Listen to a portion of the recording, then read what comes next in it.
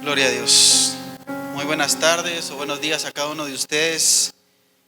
Es un privilegio, un placer poder compartir el mensaje de la palabra de Dios a usted, amable persona que tendrá bien escuchar este mensaje. Tome en cuenta que los predicadores que pasamos acá no somos eminentes ni sobresalientes, ¿verdad? Sino que estamos acá detrás de este púlpito y en honor a la palabra, ¿verdad? Estamos acá únicamente porque Dios ha tenido misericordia de cada uno de nosotros. Nosotros en realidad no somos buenos, pero Dios ha tenido misericordia, nos ha dado de su gracia, de su perdón, de su salvación. Nos limpió de nuestros pecados, nos ha limpiado de toda maldad, nos ha hecho sus hijos, nos ha hecho herederos del reino de los cielos, del cual antes éramos inmerecedores. En este momento estaremos desarrollando el tema ¿qué es el Evangelio? Ese va a ser el tema. Como a manera de interrogante vamos a estar analizando qué es el Evangelio. A usted, amigo, que tal vez está fuera de los caminos de Dios, es una persona, por así decirlo, inconversa, que no tiene comunión con Dios, una comunión viva, no ha sido usted nacido de nuevo, no tiene una relación viva con Dios. Creo que es muy interesante que usted conozca qué es el Evangelio. A usted, hermano predicador, hermano de la iglesia, hermano predicador, o miembro de la iglesia, o persona que se hace llamar cristiana, es muy importante también conocer qué es el Evangelio. Por muchos lugares uno pasa, en muchas iglesias se acerca a personas que se dicen llamar cristianos, ¿verdad? Pero cuando se les pregunta qué es el Evangelio, tienen un concepto errado, un concepto distorsionado de lo que el Evangelio de Jesucristo presenta, de lo que la palabra de Dios, la Biblia, presenta. Es por eso que yo les recomiendo que no se confíe de lo que dicen los hombres, los predicadores o cualquier líder religioso de lo que es el Evangelio, sino vea el Evangelio en la palabra de Dios. Es la única manera que comprobemos nosotros mismos qué es el Evangelio, que probemos a Dios. Vamos a tener una lectura para empezar. En el Evangelio de Mateo capítulo 4 y verso 17. Dice la palabra de Dios: desde entonces comenzó Jesús a predicar y a decir: arrepentíos, porque el reino de los cielos se ha acercado. Arrepentíos, porque el reino de los cielos se ha acercado. Entonces, luego vamos a estar viendo otros versículos, pero antes vamos a orar. Padre, te doy gracias en este momento tan especial que tú nos permites, Señor, poder predicar tu palabra a tu iglesia, a personas que escucharán este mensaje, y tu palabra hará algo especial, transformar la vida de los pecadores, así como un día transformaste mi vida pecaminosa, Señor. Me diste una nueva vida y un nuevo nacimiento y me has hecho tu hijo. Así también esperamos, Señor, que aquellas personas que están lejos de ti, que están separados de ti, Señor, puedan venir a ti. Gracias te damos, Señor. Bendice tu palabra siempre. De hecho, siempre es bendita, Señor. Pero que tu palabra llegue y haga rema, que dé fruto al 100% en los corazones en los cuales cae la palabra sembrada. Que tu Espíritu Santo sea el que convenza, no yo, Señor, porque soy un simple hombre al cual tú has llamado para que anuncie las verdades de tu palabra. Es un privilegio, Señor. Gracias, Padre, Hijo y Espíritu Santo de Dios. Amén y amén. Bien, entonces, ¿qué es el Evangelio? Jesús empezó a llamar y a predicar, ¿verdad? Arrepentidos, porque el reino de los cielos se ha acercado. Pero usted podrá decir: ¿qué relación hay entre el Evangelio y este versículo donde ni siquiera aparece la palabra Evangelio? Pues ahora vamos a estar entrando en eso. Pero, ¿qué es el Evangelio? en un contexto más común, muchos han definido, y es una buena definición, que el evangelio, o sea, es una palabra que proviene del griego que quiere decir evangelión, y principalmente se conoce y se define como buenas noticias o las buenas nuevas. Y hasta ahí estamos bien porque ese es el contexto principal, o esa es la definición o la raíz etimológica de la palabra evangelio. Pero mis hermanos y amigos que nos escuchan, hay mucha diversidad, hay mucho relativismo o subjetividad en lo que se conoce del evangelio. Hay muchas personas que le han dado su propio sentido, su propia definición o su propia opinión a lo que es el evangelio.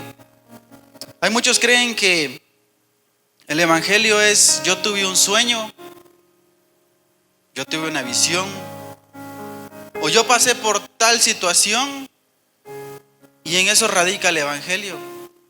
En una ocasión escuchaba a un predicador que decía que el evangelio era tan poderoso y que su raíz principal de significado del evangelio era que él había estado en los Estados Unidos y que Dios le habló de alguna manera y que lo hizo venir a Guatemala a predicar el evangelio. Eso no es el evangelio. Eso no es el evangelio. Esa es una cosmovisión errada de un hombre que cree que el evangelio tiene poder porque Dios hizo que se viniera de un país a otro a predicar. Eso en cierto modo podría ser tal vez una comisión dentro de los fragmentos del evangelio, o mejor dicho, dentro de las características del evangelio, es que el evangelio hay que predicarlo, hay que anunciarlo. Entonces, por ende, tiene que haber una comisión, y Dios nos comisionó a nosotros para que pudiéramos anunciar el evangelio. Eso es muy distinto.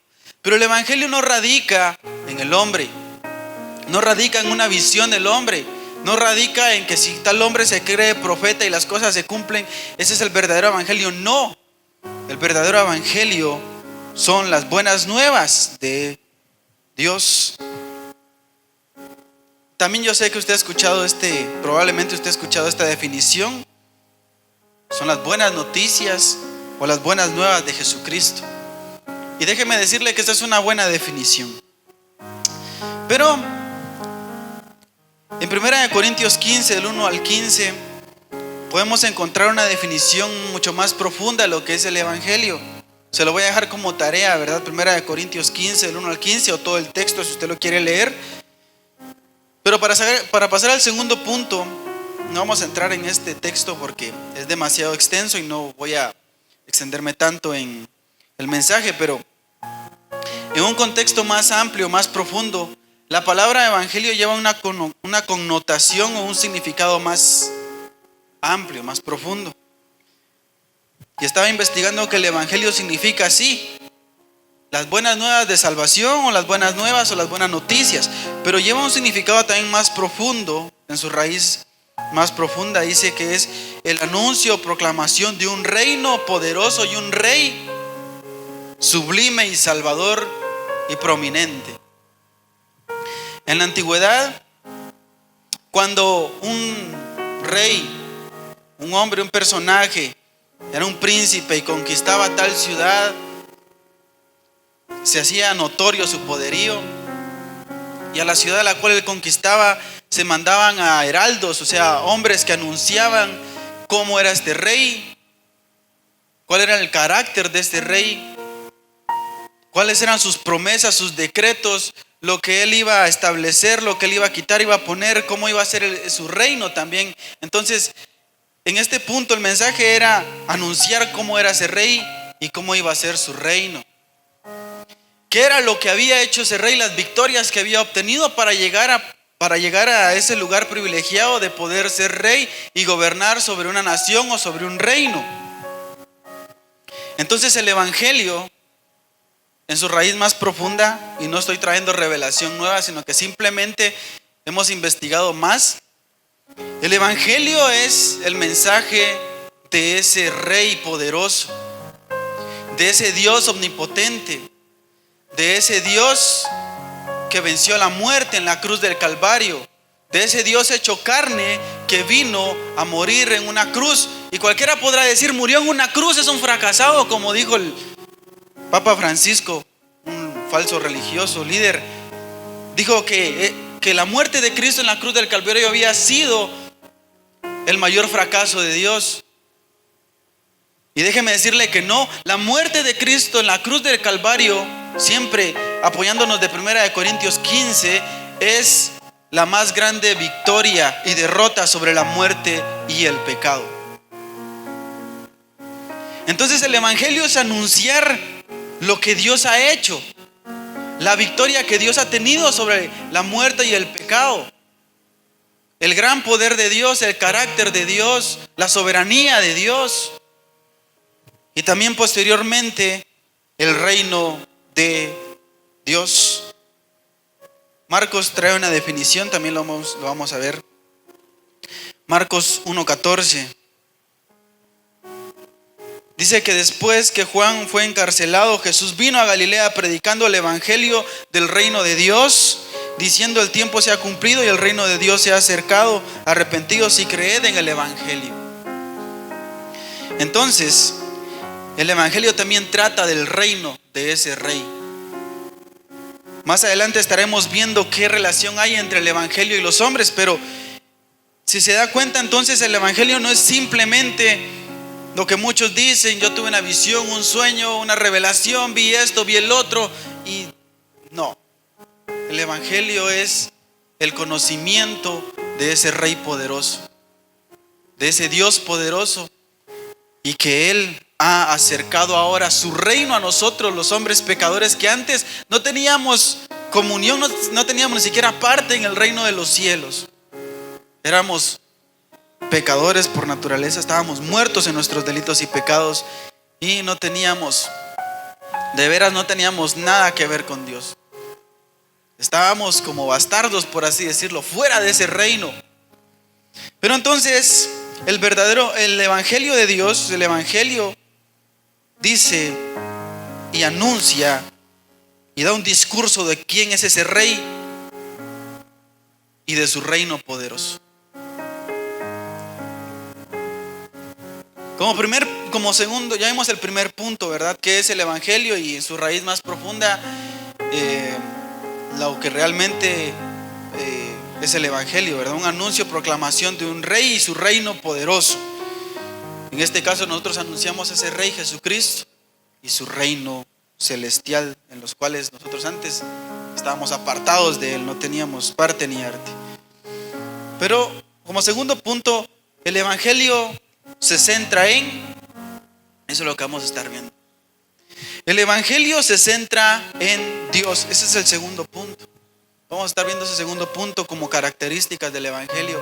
El evangelio no se centra en mí, ni en la prominencia de mi manera de predicar, ni en el talento que Dios nos ha dado, ni en el don que Dios nos ha dado para predicar. No. Por eso le ruego, hermano, hermana, amigo que me escucha, que no ponga usted su mirada en los hombres, porque fallamos. Que no ponga usted la mirada en aquellos que dicen tener una forma real del evangelio y centran el evangelio en su persona, en ellos mismos. Eso no es evangelio, o por lo menos no es el evangelio según la Biblia, según la palabra de Dios. Es una distorsión del evangelio.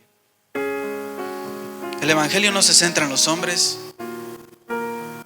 El evangelio no se centra en el Papa, ni en Buda, ni en Dalai Lama, ni en ninguno de esos líderes religiosos, ni en Mahoma. El evangelio se centra en Dios. Romanos 1:16, texto muy conocido, pero también muy mal interpretado. Cualquiera dice: porque no me avergüenzo del evangelio, porque es poder de Dios. No lo leamos de esa manera. Leámoslo en el poder que hay en el evangelio. ¿Por qué? El evangelio se centra en Dios. Dice Romanos 1:16: porque no me avergüenzo del evangelio, porque es poder de Dios para salvación a todo aquel que cree, al judío primeramente y también al griego. Porque en el evangelio la justicia de Dios se revela por fe y para fe, como está escrito: mas el justo por la fe vivirá. Ahora, si usted se da cuenta, dice: yo no me avergüenzo del evangelio, dice Pablo. ¿Por qué? Porque es poder de Dios para salvación. Es decir, que el alcance del evangelio, la longitud, la conquista del evangelio en las vidas de las personas no está centrado en el poder de Pablo para predicar, no, ni en el mío, ni de cualquier hermano que se pone acá. El evangelio tiene su prominencia, tiene su fuerza, porque es Dios quien ha puesto de su poder en ese evangelio, en el evangelio de Dios, en el evangelio de Jesucristo, no en el evangelio de los hombres, que de algún modo está distorsionado, que no es evangelio. No me avergüenzo del evangelio porque es poder de Dios para salvación. Dios ha puesto su omnipotencia en el evangelio. Es un poder activo, un poder dinámico, es un poder que no se quedó pasivo, sino que está activo. Es un poder que Dios ha puesto allí, y que todo aquel que cree en el evangelio, en el rey de ese reino poderoso, ¿verdad? Todo aquel que cree en el evangelio de Jesucristo, en ese rey, puede llegar a tener el perdón y la vida eterna que Dios, únicamente Él, puede otorgar. Pero se centra en Dios. Es Dios quien le dio poder. 1 Corintios 15, vuelvo a repetir, no vamos a leerlo porque es extenso, pero allí dice que Cristo venció a la muerte. Pregunta, ¿dónde está, oh muerte, tu aguijón? Es decir que para que el evangelio pueda ser anunciado, tuvo que haber una victoria. Para que el evangelio tenga poder, tuvo que haber existido una victoria de un rey sobre algo que estaba gobernando a los demás. Ya vamos a ir entrando en eso. Y Cristo venció a la muerte y al pecado que antes nos tenía a usted y a mí atados. El evangelio radica en Dios. En el evangelio está puesta la omnipotencia de Dios, la omnisciencia de Dios, es su sabiduría, su omnipresencia sigue activo, sus atributos, su justicia. Porque dice, porque en el evangelio la justicia de Dios revela por fe y para fe, como está escrito, mas el justo por la fe vivirá. La justicia de Dios está puesta en el evangelio. Si usted cree que su evangelio tiene poder porque usted ha hecho actos buenos, porque usted ha hecho obras que probablemente van a agradar a Dios, si usted cree que con todo lo que usted haga, sus obras, su justicia, usted cree que su evangelio tiene validez porque usted hace o deja de hacer, déjeme decirle, está mal. El evangelio de Dios tiene poder simplemente porque Dios puso su poder ahí y porque su justicia está en Él. Es decir, que usted y yo únicamente podemos ser hallados justos cuando vemos a Jesucristo, el Rey glorioso, y su reino, y creemos en el evangelio, en los anuncios de ese Rey, en las verdades de ese Rey victorioso. Ahí es donde alcanzamos nosotros la justicia de Dios. Entonces, podemos ampliarnos un poquito más, pero el tiempo no nos deja. Pero dentro de lo que cabe, es Dios quien le da el aliento de vida al evangelio, el poder, no nosotros. No el pastor, no el predicador, no el supuesto profeta o el supuesto apóstol, como muchos se dicen llamar, falsos por supuesto, sino que el evangelio radica y toma su fuerza en la obra de Cristo en la cruz del Calvario. Cuando Él murió y resucitó, venció a la muerte, y ahí está la omnipotencia de Dios. Es eso lo que usted debe de creer. El evangelio tiene poder porque Cristo venció a la muerte y al pecado para darnos vida ahora, para proveernos salvación y vida eterna por medio de su gracia. Y ahí es donde vamos a ir llegando entonces al hombre, ¿verdad? Ahora, ¿cómo se relaciona el evangelio y el hombre? Principalmente debemos de saber que el evangelio se centra en Dios. Entonces, ¿qué quiere decir esto? Que debemos de conocer a Dios. Debemos de conocer a ese Rey del cual anuncia el evangelio.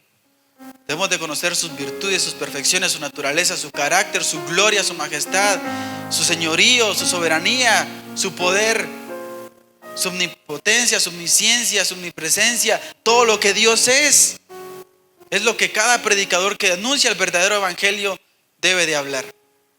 para que cada persona lleve en mente quién es Dios. Pero ¿cómo se relaciona el Evangelio ahora con el hombre? Por eso Jesús dijo en Mateo 4:17: arrepentíos, porque el reino de los cielos se ha acercado. Entonces Jesús empezó a predicar: arrepentidos, porque el reino de los cielos se ha acercado.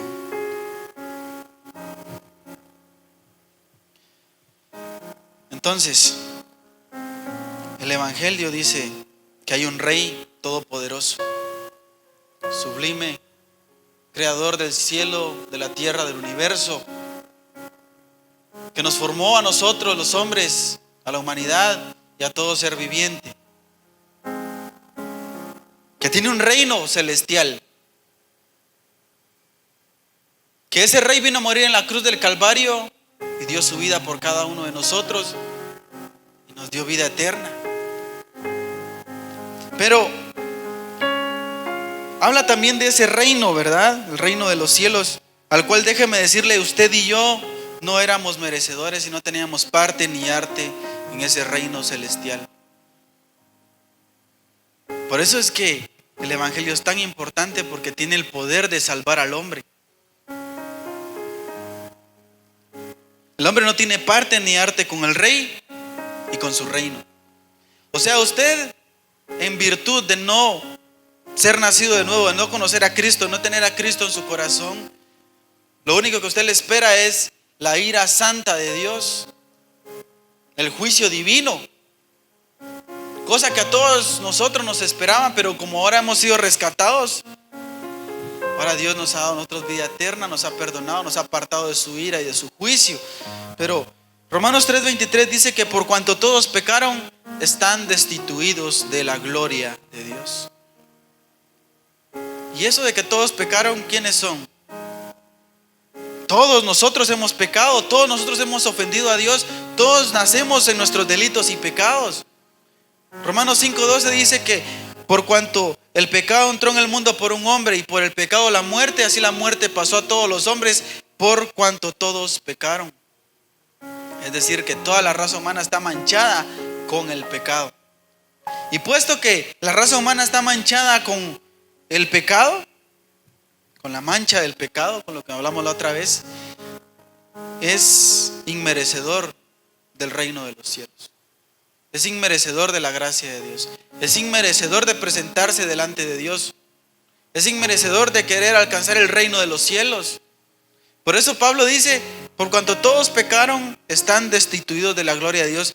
Es como querer decir: tú, hombre pecador, tú no tienes parte ni arte en el reino de los cielos, y nada de lo que tú pienses hacer, tu justicia caída, tus aparentes actos de justicia, eso jamás va a agradar a Dios. Como dijo el profeta Isaías en el capítulo 64 y verso 6: si bien todos nosotros somos como suciedad, o sea, nuestro pecado es como suciedad delante de Dios, y en esencia el hombre es como suciedad delante de Dios y no tiene a Cristo, y todas sus obras son como trapos de inmundicia, dice Isaías. O sea, nada de lo que yo haga puede hacer que Dios me ponga en el reino, en su reino celestial.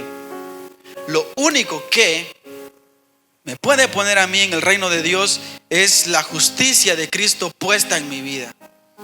Que Cristo me declare justo por su muerte en la cruz del Calvario. Que Cristo tomó mi lugar en la cruz del Calvario, tomó mi lugar de pecador, y ahora Cristo me ha declarado justo delante del Padre y santo también. Es la única manera en que el hombre puede alcanzar perdón y vida eterna. Esa es la verdad del Evangelio y el hombre. Que el hombre está alejado de Dios, muerto en sus delitos y pecados, que no puede alcanzar la gloria de Dios, que está destituido de su reino. Pero a raíz de que ese Rey llamado Jesucristo venció a la muerte y al pecado, ahora nos trae a su reino y nos promete que nos da de su justicia y de su santidad para que nosotros podamos ser partícipes y miembros y ciudadanos de ese reino celestial. El Evangelio de Jesucristo ofrece y da una promesa de salvación. Como les leía, Romanos 3:23 dice que por cuanto todos pecaron, están destituidos de la gloria de Dios. Parece ser aplastante entonces el evangelio, pero esta es la buena noticia de que ese rey dice esto: que por cuanto todos pecaron, están destituidos de la gloria de Dios, pero ahora siendo justificados gratuitamente por su gracia mediante la redención que es en Cristo Jesús. Romanos 3:24. A quien Dios puso como propiciación por medio de la fe en su sangre para manifestar su justicia, a causa de haber pasado por alto en su paciencia los pecados pasados, con la mira de manifestar en este tiempo su justicia, a fin de que Él sea el justo y el que justifica al que es de la fe de Jesús. ¿Dónde pues está la jactancia? Queda excluida. Dios, mis hermanos, amigos, el evangelio no es de los hombres. El anuncio que nosotros traemos no es de los hombres. Es un anuncio, una proclamación que viene desde el cielo. Yo no estoy predicando a un hombre mortal. No estoy anunciando el evangelio de un hombre mortal, no. Estoy anunciando y proclamando al Dios hecho carne, a Jesucristo, ese rey que se despojó de su trono, que se hizo como uno de nosotros, según Filipenses 2, que se hizo obediente hasta la muerte y muerte de cruz. Eso quiere decir que dio su vida en la cruz del Calvario, y que venció la muerte y al pecado, y que ha hecho la paz entre Dios y los hombres. Segunda de Corintios 15, 21. Perdón, Segunda de Corintios 5, 21. Del 18 en adelante mejor. Esa es la verdad que predicamos. O sea que puesto que antes éramos pecadores, estamos destituidos de la gloria de Dios, ahora este evangelio del reino de Jesucristo ofrece lo siguiente: que ahora, siendo justificados gratuitamente por su gracia mediante la redención que es en Cristo Jesús, a quien Dios puso como propiciación por medio de la fe en su sangre, para manifestar su justicia a causa de haber pasado por alto en su paciencia los pecados pasados, con la mira de manifestar en ese tiempo su justicia, a fin de que Él sea justo y el que justifica al que es de la fe de Jesús. Eso quiere decir, mis hermanos, que si antes estábamos destituidos de la gloria de Dios, ahora hemos sido justificados gratuitamente por la gracia de Cristo. Eso es el evangelio de Jesucristo. Entonces, cuando dice la escritura en Mateo 4:17, y comenzó Jesús a predicar y a decirles: arrepentíos porque el reino de los cielos se ha acercado. Quiere decir, ahora Dios ha acercado su reino a ustedes para que ustedes puedan arrepentirse y que Dios los pueda tomar y ser ustedes hechos ciudadanos de ese reino. ¿Por qué Dios acercó su reino a nosotros? Porque era imposible que el hombre pudiera acercarse a Dios. No había manera en que el hombre pudiera fabricar una escalonada y llegar a Dios allá al cielo. No se puede, no hay manera de eso. Únicamente podemos alcanzar a Dios por medio del evangelio de Jesucristo. Esa es la verdad. Esa es la verdad. Somos justificados gratuitamente, somos salvos gratuitamente por medio de la gracia de Cristo Jesús. Oremos. Padre, gracias, Señor, por este momento que me permitiste expresar el mensaje de tu palabra. Espero haber sido lo suficientemente claro, Señor, y ser directo. Señor, sabemos que este evangelio en el cual nosotros estamos construidos, Señor, es el evangelio que proviene de tu reino celestial. Es el evangelio que tu palabra enseña, no el que enseñan los hombres. Sabemos que ese evangelio anuncia a ese Rey poderoso llamado Jesucristo y a su reino, del cual nosotros antes éramos inmerecedores y estábamos excluidos de ese reino, expulsados totalmente, o tal vez no expulsados, sino que ni siquiera teníamos oportunidad de llegar a Él. Pero ahora, por medio del sacrificio de tu Hijo en la cruz del Calvario, donde Él venció la muerte y al pecado, ahora hemos sido nosotros también alcanzados por ese regalo de Dios, por esa victoria de Cristo. Y ahora somos herederos del reino de los cielos. No a todos, Señor. Tú sabes a quiénes vas a salvar. Y a quienes escuchen este mensaje y crean con fe en ti, Señor, estoy seguro que tú haces una obra en ellos. Gracias, Padre. Gracias, Hijo. Gracias, Espíritu Santo de Dios. Bendice a tu iglesia. Bendice Ministerio Filadelfia. Bendice a cada uno de tus cuerpos, Señor. Gracias, Padre, Hijo y Espíritu Santo de Dios. Amén y amén. Hasta una próxima. Dios les bendiga.